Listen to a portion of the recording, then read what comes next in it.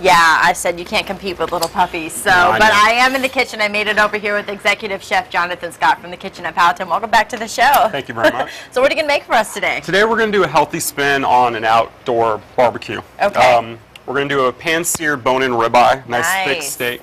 We're going to do a baby heirloom tomato salad to go underneath, so that's the health factor. And we're going to do a blue cheese aioli on the side. You said the health factor, and then we get into the blue cheese crumbles. All right. Yeah. Well, I'm excited because I'm a steak and potatoes kind of girl. Love the blue cheese, so we'll get started on that when we come back. Fantastic. Thanks.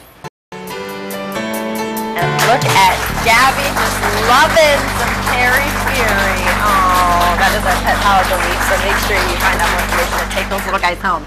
All right, back in the kitchen with Executive Chef Jonathan Scott from the kitchen at Powhatan. We're going to get on our ribeye, right? Yes, ma'am. All right, so let's get started. And I know last time you kind of gave us a lesson on like the marbling and the meat and what to look for. Yeah. Same thing here? Same thing here. You want to look for the marbling, which if you look under the oil, you'll see a little bit of the inner fat threads. Okay. So this is a really nice cut of steak. This is Hereford beef, which is the competition to Angus. I always say that. Okay. It's the red cattle versus the black cattle. Bone-in rib eye, very popular steakhouse these days. I actually have it on my menu at the kitchen. Nice. Nice thick, 17 ounces, so right over a pound. Ooh. The bone-in, a lot of people don't realize, like a rib eye, if you think about it, is actually from a prime rib. Bone-in prime rib cut into a nice thick steak. Okay. So what we're going to do is get it right in the pan.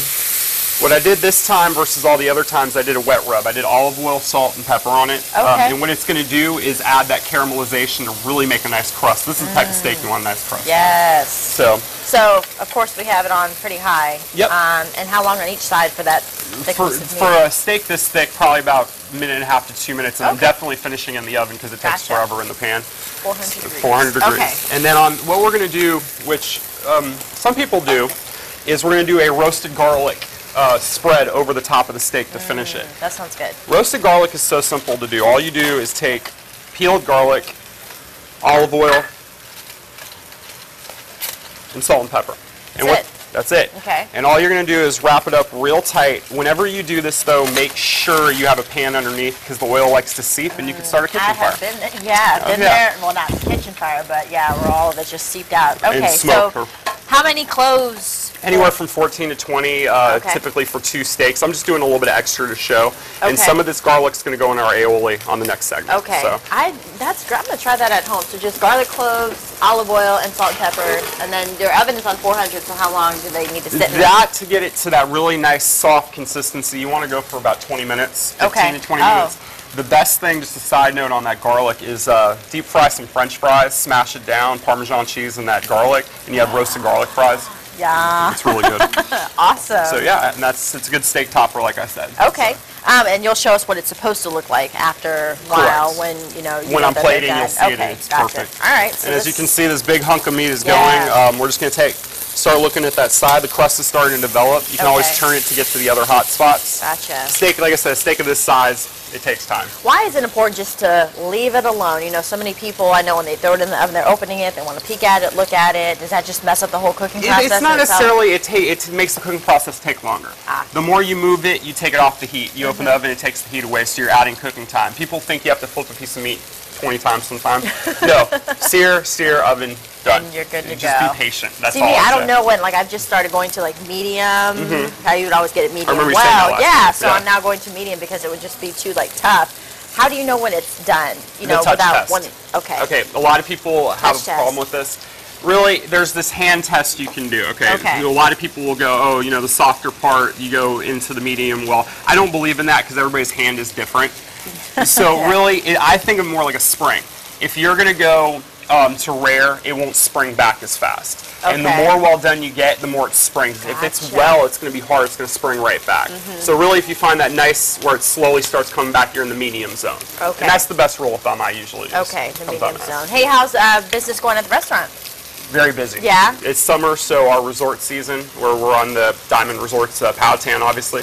All the timeshare people are coming in. It's getting really hectic, really busy, but now, it's fun. Father's Day is this weekend, so are you guys like taking reservations for folks coming in? Oh, yeah, we're definitely taking reservations. We're doing dinner service at the kitchen. Our sister restaurant, the Powhatan Bar and Grill, probably will get hit with more people because they do the breakfast and everything. For dinner, not so much at the kitchen, and I'm happy to have the day off with my son. Good. Yeah, well, that'll be fun. Well, happy early Father's Day. day for you. Thank you very much. And so we'll get this going. We'll work on next the heirloom tomato salad and the blue cheese aioli. The blue cheese aioli. Sounds good. Thank you, Jonathan. Thank you.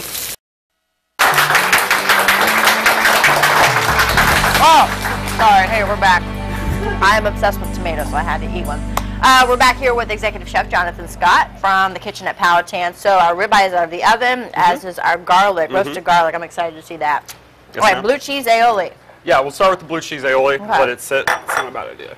Well, I've already done an aioli, which you said there's people that come on here and do it all the time. Yeah, everybody makes aioli. So basically that is egg yolks. You can use mustard, a little bit of vinegar, emulsify it with olive oil, garlic being the main component. Pretty basic. The blue cheese aioli almost is like an upscale blue cheese dressing. Gotcha. The way I like it on the side of a steak, you can dip it in there. So I've already done the aioli. I've already thrown in a little bit of blue cheese crumble to start getting it going. So what I'm going to do is beat in a little bit more, just to thicken it, of course. Yes. Of course, you have a lot of thickness. And I'm going to let it beat down into it, and like I said, it's going to be a side, almost like a steak sauce. Okay. And we're going to let it sit for a couple seconds as we build the salad, and then we'll plate everything. All right. Yeah, I know a lot of people order steak, or they have the option that you can get the blue cheese crumbles or on top of the steak. And, you know, a lot of people who aren't fans of blue cheese, I'm like, just try it because it will change your life. I was the same way. My life changed. Yeah, seriously. I used to hate blue cheese. Yeah, I didn't like it either, and then I just started to like it, the crumbles and the cheese and the salads. All right, I'm excited because I love tomatoes. As you can see, I'm going to eat one more. Go ahead, help yourself. I have an extra. Baby heirloom tomato salad. Now, this is a really fresh, vibrant summer dish, so it works really well with the steak, the richness of the steak. You start off with your baby heirlooms. Yeah. Got some chiffonade basil. Really nice flavor element. Put a little bit in there. I got some chiffonade spinach, which is just thinly stripped, essentially. Okay. A little bit of microgreens. See that in a lot of dishes as well. Okay. A little salt and pepper, and then a little bit of olive oil. And all that's going to do is add sheen and a little bit of flavor with the olive oil, and we're going to top it with some balsamic glaze at the end. And just toss it up. I mean, it's a rustic salad. It's you know, it's great for presentation purposes, understuff. I could smell the basil already just coming out and hitting you in the face. So we're going to go ahead and throw it together. All right, sounds good. Yeah, we can plate. We're ready to go. Oh, yeah. Sounds good. So what we're going to do is build a bed of the salad right underneath.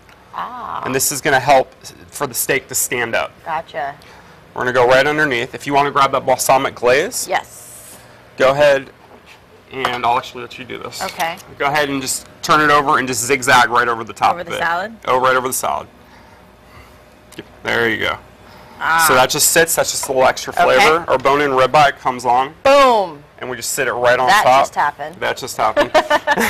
And then we're going to take some of the blue cheese aioli in a little side cup. I usually put this kind of a dressing on the side in a cup just in case a person doesn't want too much versus putting it on the plate. Okay, we got about 20 seconds. Can I open this and just show them the garlic? I was actually going to put that on the side as well, so that we'll just leave that off for right now. We had smell-o-vision, y'all.